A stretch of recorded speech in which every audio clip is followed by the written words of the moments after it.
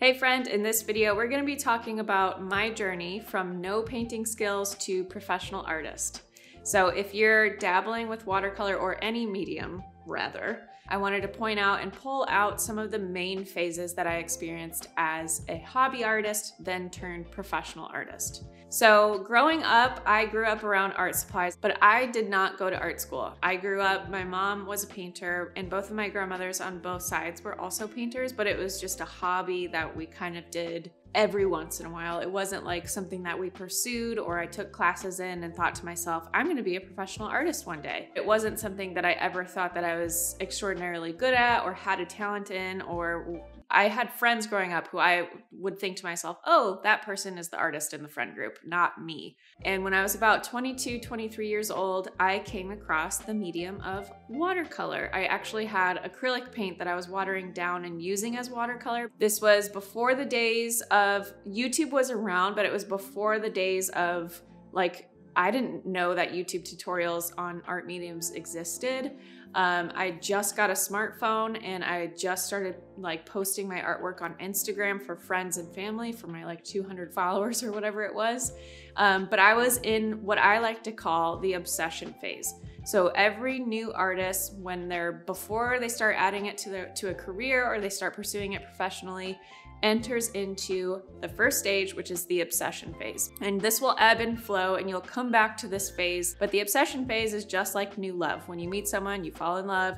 When you meet a medium, you fall in love and you become obsessed. I was driving to my day job where I worked at a financial planning office and I hated my job, and all I thought about when on my commute, all I thought about during my day job, on my lunch break, on my way home, was watercolor. I thought about it nonstop, and calligraphy, because I was doing a lot of point and pen calligraphy at the time. So I was obsessed. It took over my mind. All I wanted to do was paint when I got home. All I wanted to do while I was at my day job was paint. All I wanted to do on the weekends was paint. So I was in that obsession phase. It was still a hobby. I had my kitchen table, I had my art supplies in a box that I would just plop on my kitchen table and paint, or on the couch or wherever. I just did it because I loved painting. I had no idea that I was gonna pursue it professionally or that I was gonna turn into this career that I now have. This is 10 years later at the time of recording this video. But all I could think about was watercolor, was art, was creating and painting. That was the obsession phase. Maybe some of you who are watching this video are current day in that obsession phase. The next phase after the obsession phase is the research and testing phase. So that obsession is still lingering. It's kind of like we're year 1 or 2. Sometimes it can be a few short months or a few short weeks, depending on the person you are, the talent level that you have going into it, and the amount of time that you can dedicate to this new obsession. You might grow really rapidly and quickly, and others might be a little bit of a slow burn. So it just depends on the person and the amount of time, like I said.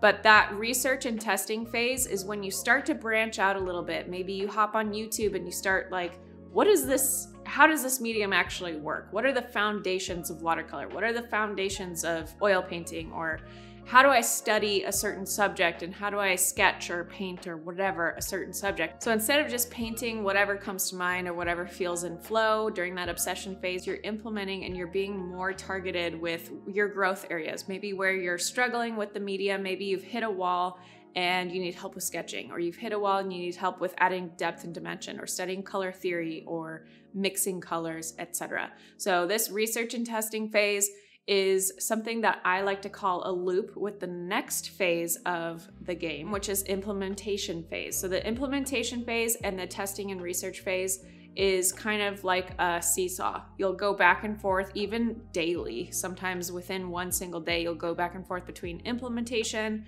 and the research and testing. Research and testing can look like watching YouTube tutorials, maybe taking an online course or in-person course. It can look like going for a walk and studying subjects in real life.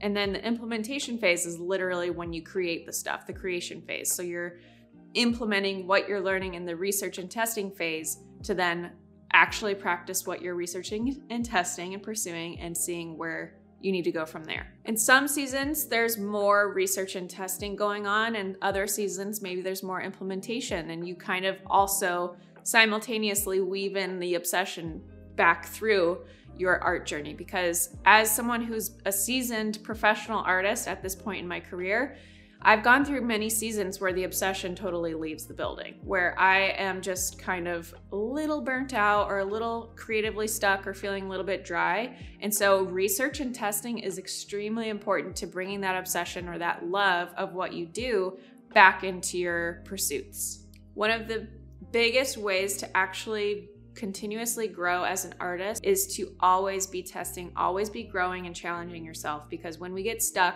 that's when we feel burnt out, that's when we feel bored and we want to move on. And a lot of people just throw in the towel, and artists are meant to expand and grow. So continue to implement, continue to research and test. And another way to tie up all of this is to create something every day, even if it sucks. I say this all the time. I've been saying this phrase for years. It's so, so important to continue to come back to that principle of learning and growing and creating something every single day, even if it sucks. And that goes back to the implementation and testing phase so that you can keep things exciting. It's just like a romantic relationship. You know, you've been with the person for 20 years and it's like you don't do things that are brand new anymore. So do things that are brand new and it keeps the flame alive. And then obviously, if you are getting into a new medium or you're a brand new artist and you want to maybe one day turn it into a professional career, create something every day, even if it sucks. Never underestimate the power of creating something every day, even if it sucks. We should always be learning and growing. We can't know everything.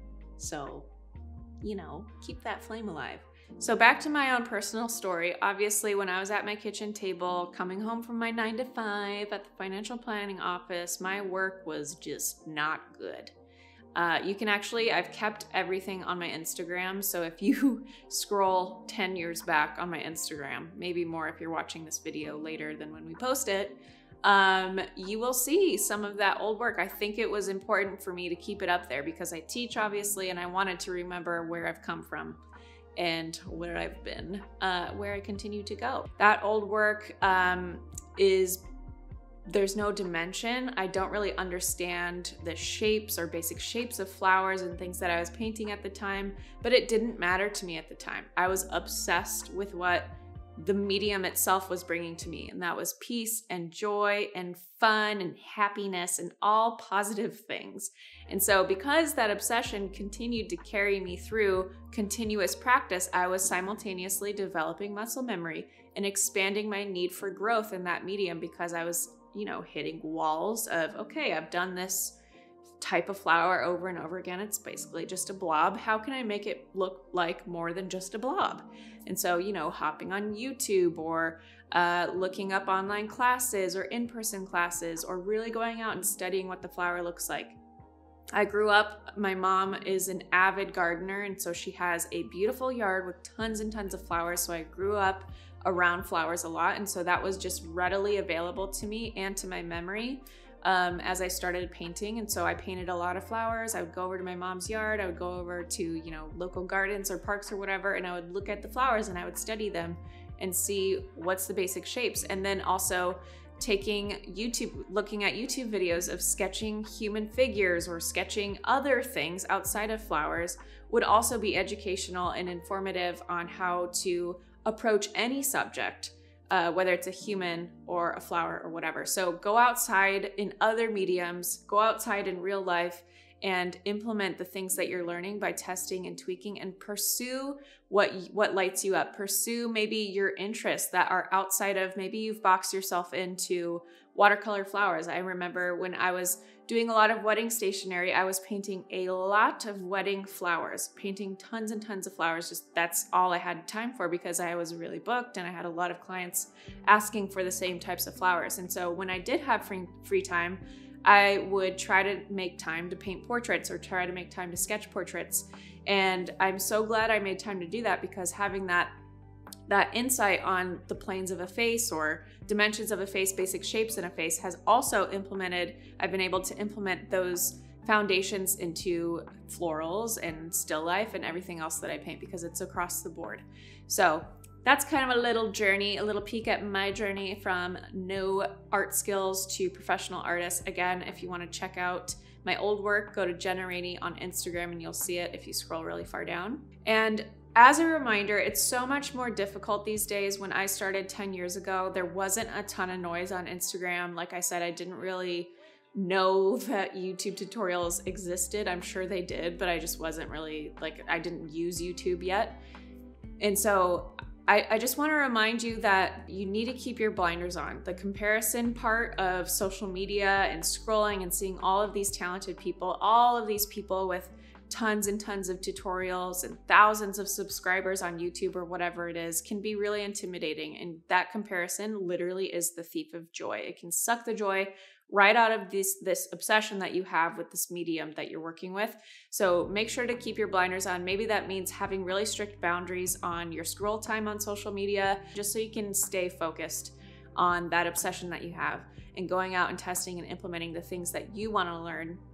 And then obviously it is helpful to follow these accounts and to follow tutorials and all of that, but there should be a balance so that you're not just comparing yourself to all these other artists and feeling that imposter syndrome creeping up in your life. So I hope this video was helpful. Please let me know in the comments below what else maybe I missed. Maybe you have a phase in your journey where you're a professional artist now and you started off as a hobbyist.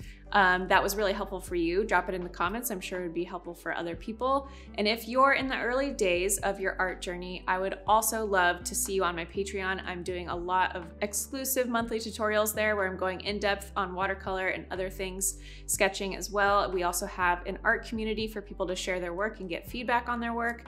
And then I have my course, The Art Within, which teaches you all about flow state, how to create your best and most optimal work through the foundations of sketching, shading, dimension, perspective, and all things art, plus the neuroscience behind flow state, so you can drop into flow state and create your best work. So as always, thank you so much for watching these videos, for liking our videos, subscribing to this channel, and I will see you in the next video.